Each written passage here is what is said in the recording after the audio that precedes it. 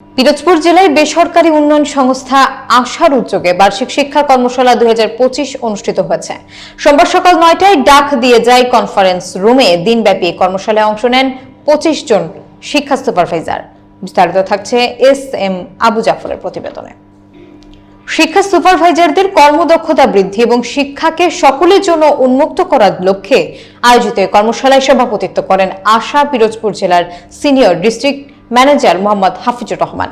প্রধান অতিথি হিসেবে ভার্চুয়ালি উপস্থিত ছিলেন আশা শিক্ষা কর্মসূচির প্রধান সামিউল হক।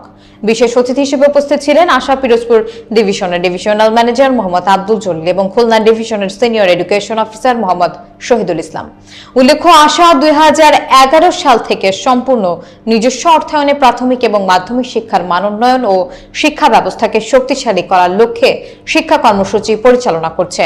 দেশের 64 জেলায় প্রায় 6 লক্ষ সুবিধা বঞ্চিত শিক্ষার্থীদের শিক্ষা সহায়তায় গুরুত্বপূর্ণ ভূমিকা রাখছে এই কর্মসূচি।